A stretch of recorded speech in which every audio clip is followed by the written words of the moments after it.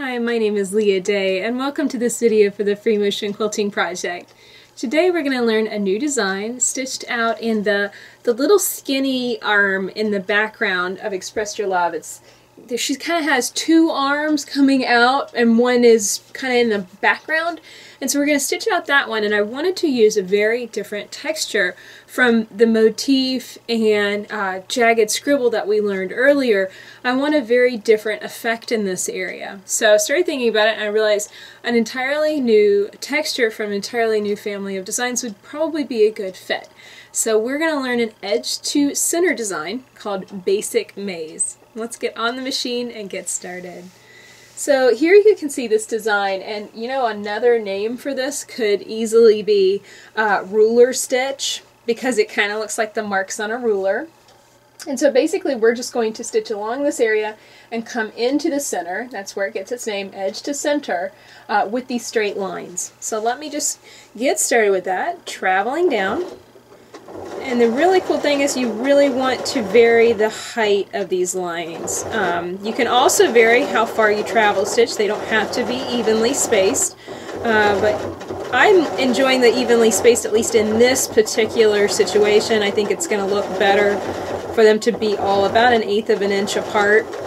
But as far as the length going into the center of the space, I am definitely playing with that. Now I'm coming up and I have kind of a curve through here, so I want to be a little mindful as I stitch this that I don't get things too compressed. And one way of dealing with that is just keep the lines a little shorter. When I bring in a long line, I'm going to make sure that I have some shorter lines going into the center next to it, simply so I'm not going to have a lot of compression in this area. It's just turning a corner is always something you kind of want to have a game plan for and think through before you actually do it. And when I ran through and sketched this, that's really what I came up with. And the really nice thing about edge to center designs, once you set this one side, it's a little foundational in a sense, because once you set the one side, the other side is going to be a lot easier. Because all we're going to do is stitch through the other side, pretty much matching up the lines and fitting and filling it together. Now right here, of course, I don't really have the space. I'm not going to have space on the opposite side, so I'm just stitching those lines right up. And now I'm going to travel stitch up and start working my way from this side. And what I want to do is just basically butt these lines together. I don't want them to touch, otherwise it would just look like straight lines were stitched across the space. I want them to kind of leave just little gaps between them.